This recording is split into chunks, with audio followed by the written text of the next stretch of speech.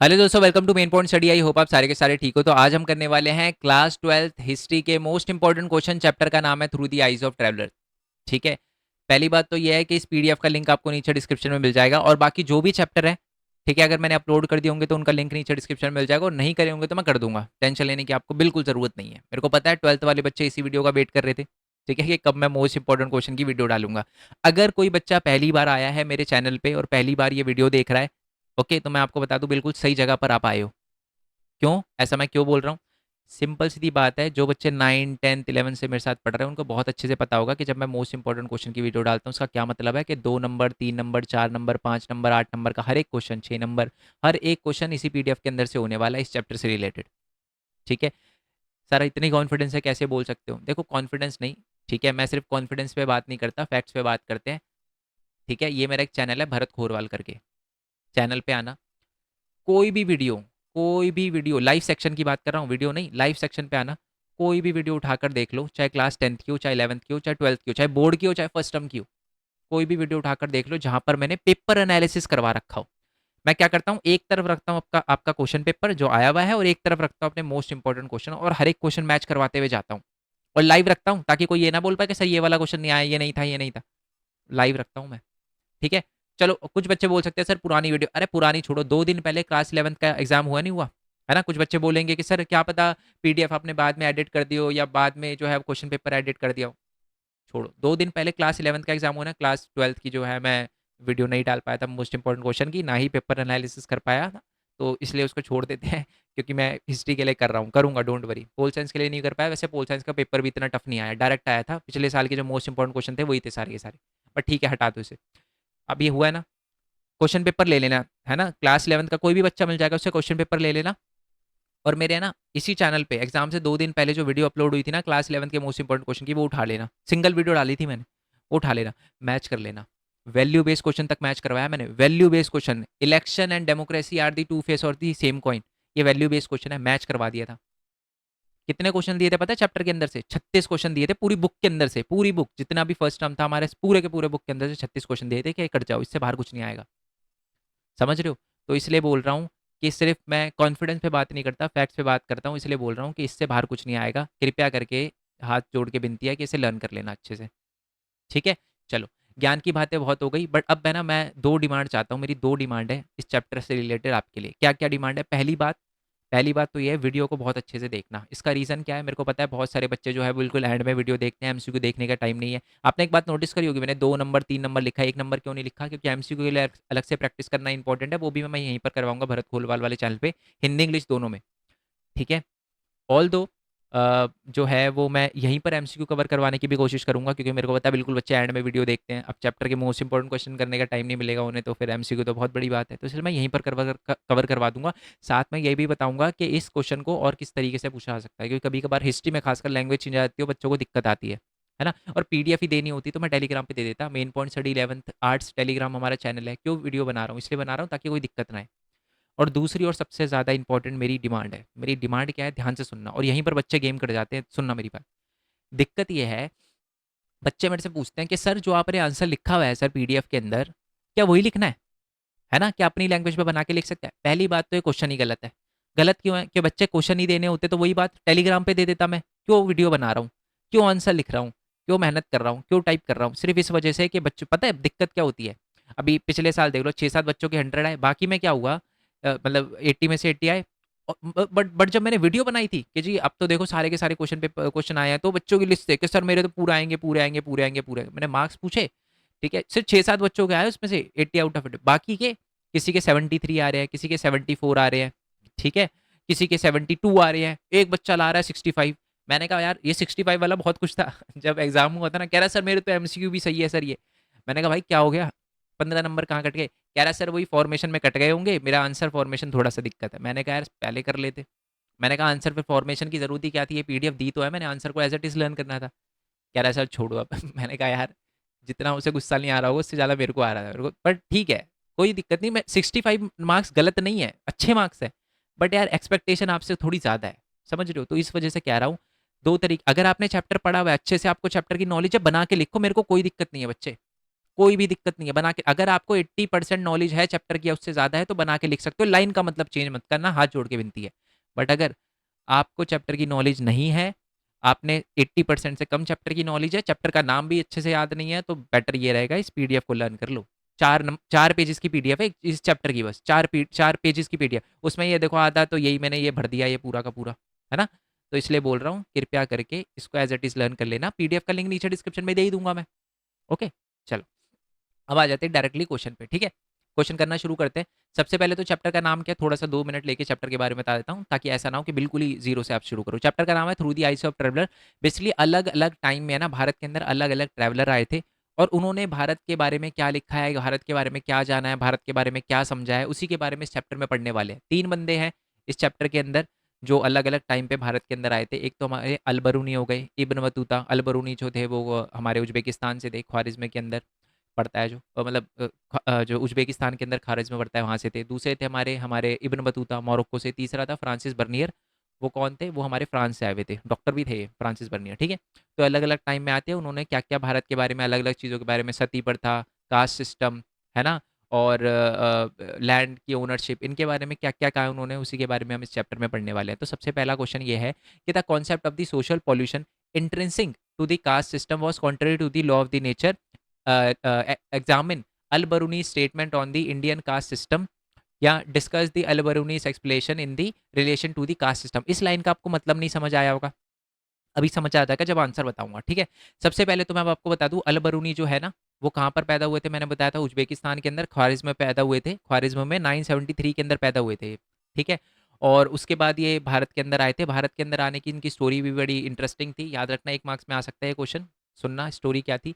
Story ये थी कि 1017 के अंदर क्या हुआ था, क्या ना, जो एक सुल्तान मोहम्मद था ना, उसने क्या किया था कि इसके एम्पायर पे हमला कर दिया था, जहाँ पर ये रहता था वहाँ पर हमला कर दिया था, और अपने साथ बहुत सारे लोगों को लेकर अपने राजधानी, अपनी कैपिटल गजनी में लेकर चला गया था, ठीक है? उसके बाद फिर उसने ना, मोहम्मद ने मोहम्मद सुल्तान मोहम्मद ने क्या किया था, पंजाब पे हमला किया था। और पंजाब पे हमला किया था, पंजाब को जब उसने कब्जा कर लिया, तो फिर अल बरूनी को मौका मिला भारत के बारे में जानने का। ऑल तो भारत के बारे में वो पहले से जानता था, क्योंकि उस समय बहुत सारी संस्कृत बुक जो है वो ट्रांसलेट हो चुकी थी।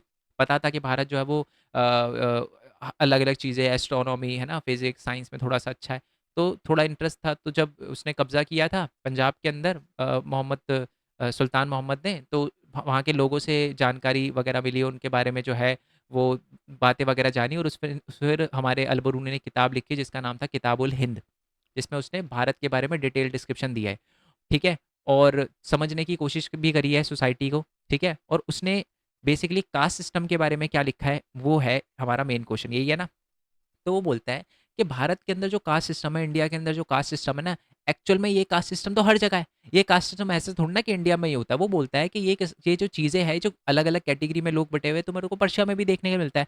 पर्शिया में भी 4 कैटेगरी के लोग हैं, जैसे नाइट और प्रिंस पहली कैटेगरी हो गई, मॉन्क, फायर प्रीस्ट और लॉयर दूसरी हो गई, फिजिशियन, एस्ट्रोनॉमर और हमारे अदर साइंटिस्ट तीसरी हो गई, और एड में जाके हमारे पीस्ट और आर्टिसन हो गए, यानी 4 कैटेगरी के लोग तो वहाँ भी बटे हुए हैं, ठीक है? उन्होंने कहा कि जो सोशल डिवीजन है, ऐसा नहीं है कि इंडिया में ही है, और उन्होंने एट द सेम टाइम ये भी बोला कि इस्लाम के अंदर भी जो है वो सारे के सारे लोगों को इक्वल समझा जाता है।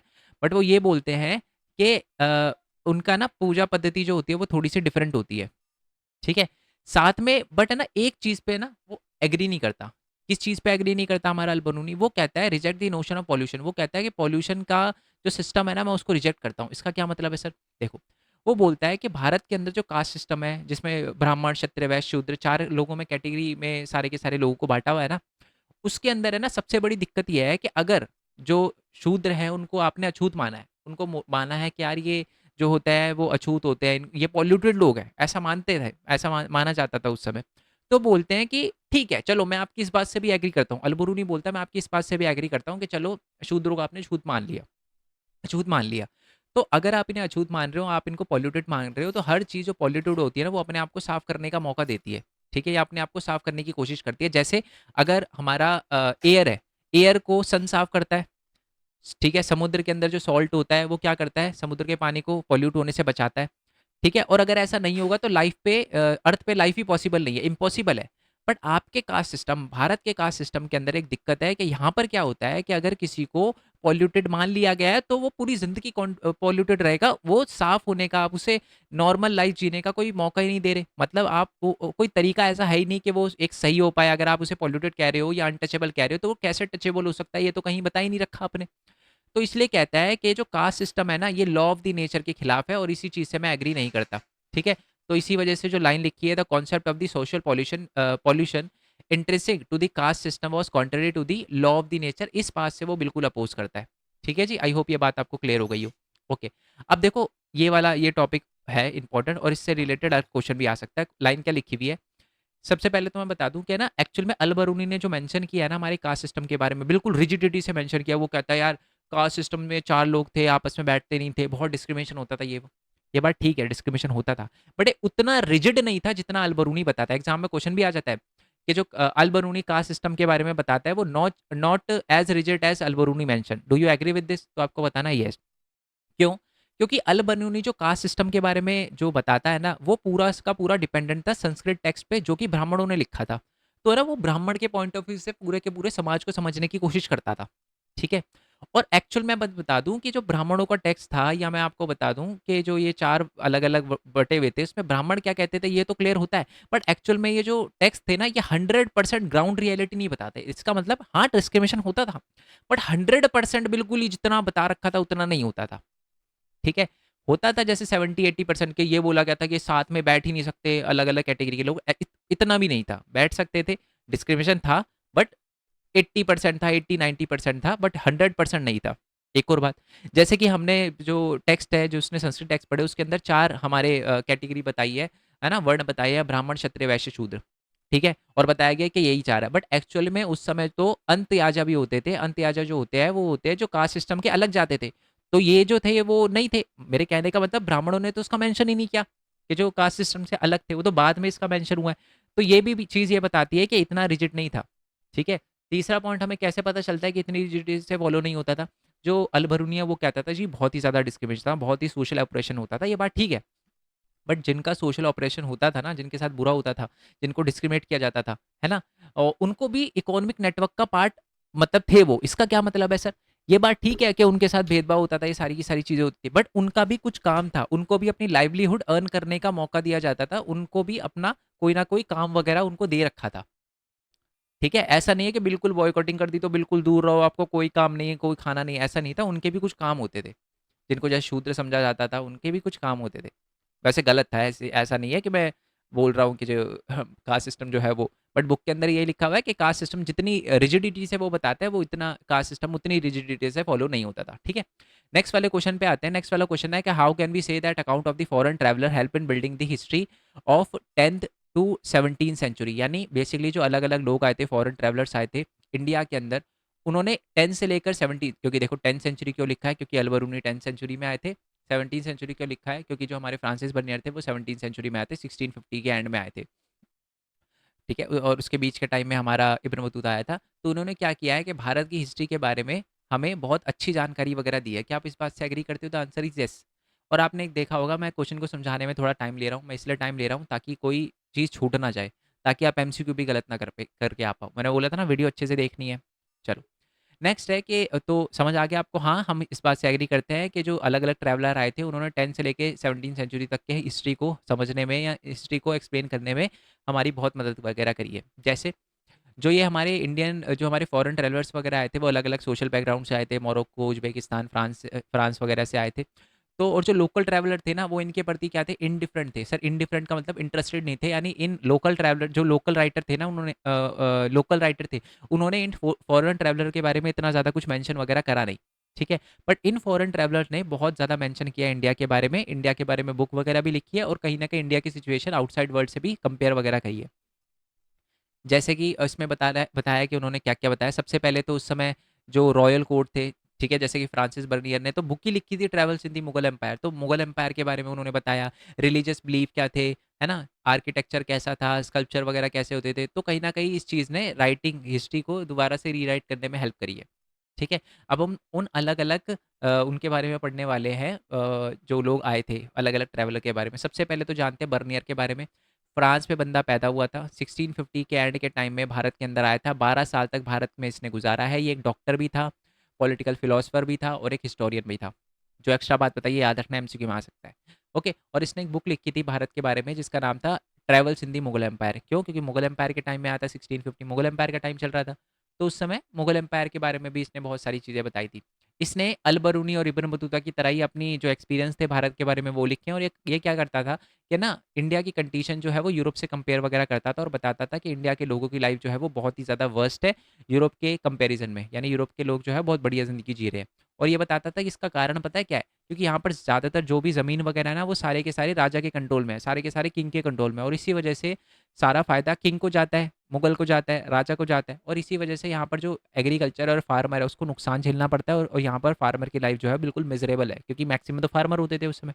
ओके, साथ में एक और चीज़ है, ये सती प्रथा के बारे में भी मेंशन करता है कि सती प्रथा उसको कितनी गलत लगती थी। पता हुआ क्या था? मैं बर्नियर को बिल्कुल गलत भी नहीं कहूँगा।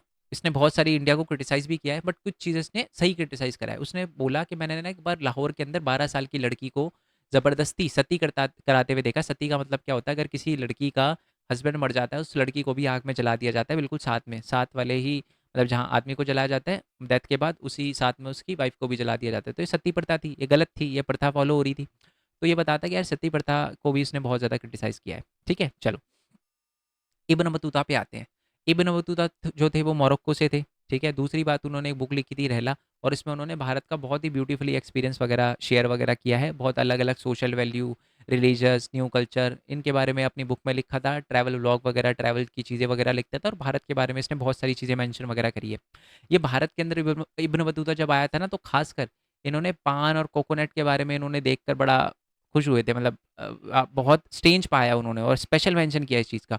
और साथ में इब्न बतूता ने हमारे जो उस समय के जो पोस्टल सिस्टम था ना, यानी एक जगह से दूसरी जगह जो एफिशिएंट पोस्टल सिस्टम था, एक जगह से दूसरी जगह का इन्फॉर्मेशन का फ्लो बहुत तेज़ था, उसकी भी बड़ी तारीफ़ करी है। ठीक है जी? ठीक है, कहाँ पैदा हुए थे? मोरक्को में, याद रखना ये। नेक्स्ट आ जाते हैं अल-बरूनी। अल-बरूनी के बारे में ऊपर मैं पूरी की पूरी स्टोरी बता चुका हूँ। 973 में पैदा हुए थे, ख्वारिज़्म में पैदा हुए थे। 1017 के अंदर इसको फिर क्या नाम था? सुल्तान मोहम्मद जो है वो गजनी लेकर चला गया। फिर उसने पंजाब पे अटैक किया, फिर ये पंजाब गया, वहाँ के लोगों से मिला, फिर बुक लिखी किताबुल हिंद। और आपको पता ही है, इसने इसने कास्ट सिस्टम को बोला है कि मिलता तो सब जगह है, बट ये क्या करता है कि जो कास्ट सिस्टम है ना, इसमें जो दिक्कत है, ये जो प्योरिटी वाला ये जो सिस्टम बना रखा है आपने कि कुछ लोगों को पॉल्यूटेड माना जाएगा, इससे वो एग्री नहीं करता। ये लाइन ऐड कर देना, ये वाली। वैसे मैंने ऊपर लिखवा रखा है ये वाली पूरा का पूरा, इसी वजह से मैंने यहाँ पर ज़्यादा मेंशन नहीं किया। ठीक है?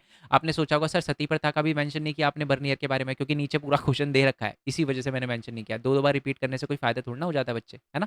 चलो, नेक्स्ट आ जाते हैं कि what subject does the French traveller describe in his book travel in the Mughal empire. Travel in the Mughal empire के अंदर बर्नियर ने क्या क्या चीज़ें लिखी है, तो मैं आपको बता दूं, travel in the Mughal empire के अंदर जो बर्नियर है उसने पूरा डिटेल ऑब्जर्वेशन दिया है, बहुत ही क्रिटिकल इंसाइट दिया है और रिफ्लेक्शन दिया है इंडियन सोसाइटी का।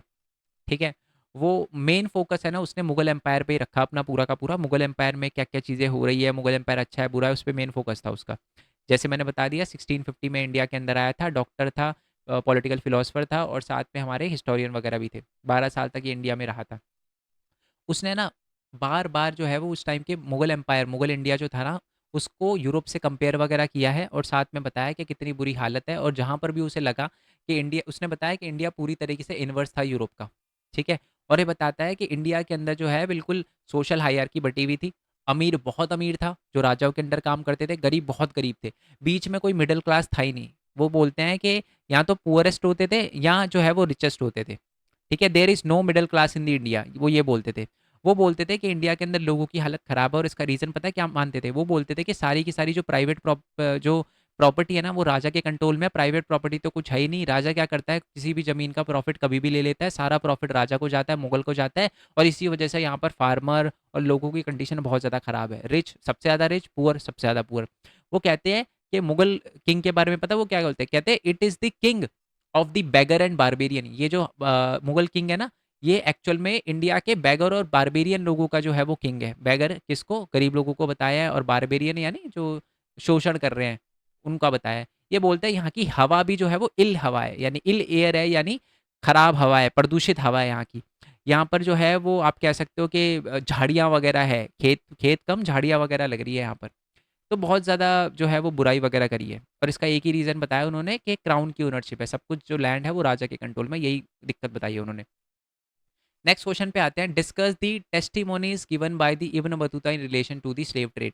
स्लेव ट्रेड के बारे में इब्न बतूता क्या क्या कहते हैं, तो सबसे पहले वही इब्न बतूता के बारे में बताना है कि पैदा हुए थे कहाँ पर, मोरक्को के अंदर पैदा हुए थे, पढ़े लिखे फैमिली के अंदर पैदा हुए थे, अलग अलग लैंग्वेजेस वगैरह का ज्ञान था इनको। और ये जब इंडिया के अंदर आए थे तो स्लेव जो है उनके बारे में उन्होंने बताया कि स्लेव जो है वो मार्केट में खुले बेचे जाते थे, एज अ गिफ्ट की तरह एक्सचेंज वगैरह भी करे जाते थे। ये बोलते हैं कि सिंध के अंदर क्या थे, हॉर्स थे, कैमल थे, स्लेव थे, ठीक है, एज अ गिफ्ट जो है वो सुल्तान मोहम्मद को देने के लिए उन्होंने खरीदे थे, है ना। जो सुल्तान मोहम्मद बिन तुगलक है ना, अ, उस जब वो उनसे मिलने गया था सुल्तान मोहम्मद ने इसको जेल में भी डाल दिया था एक बार, चलो वो अलग बात है। सुल्तान मोहम्मद बिन तुगलक ने इसको जेल में भी डाल दिया था ठीक है, इसको काजी बनाया था, काजी जज बनाया था इसको, ठीक है। ये मैं एक्स्ट्रा इन्फॉर्मेशन दे रहा हूँ, बाद में फिर इसको जेल में भी डाल दिया था, कुछ खास नहीं हो गई थी, फिर निकाल के दोबारा से बना दिया, ठीक है। तो सुल्तान, मैं एमसीक्यू में ये चीज़ कवर करवाऊंगा। सुल्तान मोहम्मद बिन तुगलक जो है उसने उसको गिफ्ट देने के लिए हॉर्स, कैमल, स्लेव वगैरह खरीदे थे। उन्होंने बताया कि जो फीमेल स्लेव होती थी वो म्यूज़िक वगैरह में एक्सपर्ट थी, डांस वगैरह में एक्सपर्ट थी, और जो क्या कहते हैं, सुल्तान की जो बहन थी उसकी जब शादी हुई ना, तो इसके मज़े लिए थे इब्न बतूता ने, मतलब देख के उनका आनंद वगैरह लिया था डांस वगैरह का। फीमेल जो स्लेव थी वो जो है वो एम्प्लॉय करी जाती थी सुल्तान के द्वारा कहीं ना कहीं अपने नोबल पे नज़र रखने के लिए। साथ में दो जो डोमेस्टिक काम वगैरह भी करवाए जाते थे, जो हमारी स्लेव वगैरह थी। और मैं आपको बता दूं कि मेल का भी यूज़ किया जाता था, और मेल का यूज़ किया जाता है पालकी वगैरह, जो पालकी वगैरह होती थी ना रिच मेन और मैन की, उनकी पालकी वगैरह उठाने का काम किया जाता था। और जो फीमेल्स डोमेस्टिक वर्क वगैरह में इंगेज रहती थी उनको कम पैसे वगैरह दिए जाते थे। नेक्स्ट वाले क्वेश्चन पे आ जाते हैं कि the view of Bernier about the complex social reality of Mughal empire, ठीक है। तो मुगल एम्पायर के बारे में क्या क्या चीज़ें बताता है, तो वही है जो मैंने आपको बताया। सबसे पहले तो मुगल एम्पायर के बारे में इसने बहुत सारी चीज़ें बताई। ये बताता है मुगल एम्पायर बहुत ट्रैनिकल था, ट्रैनिकल यानी बहुत ही शोषण करता था लोगों का, सारा प्रॉफिट उसी के पास जाता था। यहाँ पर मैन्युफैक्चर जो थे वो सारी जगह डिक्लाइन हो रहे थे, ठीक है। यहाँ पर बताते थे कि हाँ यहाँ पर एक चीज़ थी, यहाँ पर वो मेटल वगैरह गोल्ड सिल्वर बहुत ज़्यादा थे, क्योंकि यहाँ पर जो भी उगता था ना वो दूसरी कंट्री में भेजा जाता था और उसकी जगह सोना चांदी मिलता था, तो इसलिए सोना चांदी यहाँ पर बहुत थे। यहाँ पर कहते थे कि जो मर्चेंट होते थे वो लंबा ट्रेड वगैरह भी करते थे। यहाँ पर एग्रीकल्चर भी अच्छा था, खासकर बंगाल का, जो कि इजिप्ट को भी जिसने पीछे छोड़ दिया था। ये बताते हैं कि यहाँ पर पॉपुलेशन भी जो थी वो बहुत ज़्यादा थी। मैन्युफैक्चर, कारपेट वगैरह सारी की सारी चीज़ें होती थी, सिल्क वगैरह की साड़ियाँ वगैरह, है ना। और गोल्ड और सिल्वर की साड़ियाँ, यस गोल्ड और सिल्वर की साड़ियाँ होती हैं, है ना, उसके धागे से जो है वो एम्ब्रॉयडरी वगैरह, ये सारी की सारी चीज़ें उन्होंने उसने बताई, ठीक है। और साथ में बताया कि इसने यहाँ पर के अलग अलग तरह के टाउन होते हैं, manufacturing town, trading town, port town, skate centre, pilgrimage town, ऐसे बहुत सारे टाउन बताए। और बताया कि यहाँ पर अलग अलग कम्युनिटी के लोग, महाजन, शेता, नगर सेठ, हकीम, पंडित, वकील, है ना, हमारे क्या कहते हैं उसको, म्यूजिशियन, कैलीग्राफर, ये क्या लिखा है, पुनीटर्स, ओके। और हमारे आर्चिटेस, ये अलग अलग तरह, कैलीग्राफर का मतलब होता है जो लिखते हैं ना, मतलब कॉपी करके जो लिखते हैं उनको कैलीग्राफर, स्क्राइब जिनको बोलते हैं वो भी थे, ठीक है। तो बेसिकली कॉम्प्लेक्स सिस्टम, स्क्राइब के बारे में कॉम्प्लेक्स चीज़ें वगैरह, मतलब पूरे के पूरे सिस्टम को ये एक्सप्लेन करता है, ठीक है। आपने देखा ऊपर ये बुराई भी करी है इसने चीज़ों की, बट कुछ कुछ जगह पर अच्छाई भी करी है कि यहाँ प्रोडक्शन अच्छा था, सोना चांदी बहुत थे, क्योंकि हम ओवरसीज ट्रेड वगैरह करते थे। बट ये बताता है कि सबसे बुरी बात थी कि सब कुछ कंट्रोल जो था वो मुगल के अंडर ही था। नेक्स्ट क्वेश्चन पे आ जाते हैं। इसके बाद हमारा लास्ट क्वेश्चन बचे हुए हैं। इसके बाद नेक्स्ट क्वेश्चन क्या है कि ना, फ्रांसिस बर्नियर सती प्रथा के बारे में क्या बताता है, वही मैंने आपको बताया। सती प्रथा 17वीं सेंचुरी में आया था, एंड में 1650 के अंदर आया था, और सती प्रथा को उसने एक्सप्लेन वगैरह किया था। और सती सिस्टम के बारे में बताता है कि ज़बरदस्ती लेकर जाया जा रहा था, एक बार उसने देखा था, है ना, विटनेस किया था, मैंने बताया था ना, लाहौर के अंदर उसने विटनेस किया था कि कुछ लोगों तो कुछ वेमेन शांति से मान जाती है, कुछ लोगों को ज़बरदस्ती लिया जाता है, वो इस प्रैक्टिस को क्रिटिसाइज़ किया जाता है, करता है। और मैं आपको बता दूं ब्रिटिशर ने भी इसी चीज़ का यूज़ करके जो है वो इंडिया के कास्ट सिस्टम को बैन तो किया, जो कि अच्छी बात थी, बहुत बढ़िया चीज़ थी जो उन्होंने कहीं न कहीं इसी बर्नियर के ही टेक्स्ट का यूज़ करके, ये जो गलत चीज़ थी इसी का टेक्स्ट का यूज़ करके उन्होंने बोला कि कास्ट जो सती प्रथा है वो पूरी तरीके से बैन होनी चाहिए। तो सती प्रथा बैन वगैरह भी करवाई, ठीक है। और ये बताता था कि यहाँ पर बहुत सारी चीज़ें स्ट्रेंज भी थी, और जो कहीं न कहीं हिंदू रिलीजियस जो प्रैक्टिस थी उसको भी इसने क्रिटिसाइज़ वगैरह किया था। ठीक है जी, क्लियर हो गया? आगे आ जाते हैं। नेक्स्ट है कि जो बर्नियर था ना हमारा, बर्नियर सॉरी अल बरूनी जो था, उसने ना कुछ बैरियर बताए हैं। वो कहता है भारत को समझने में ना मेरे को कुछ दिक्कतें आ रही है, उस दिक्कत का रीज़न पता है क्या? 3 बहुत बड़े रीज़न है।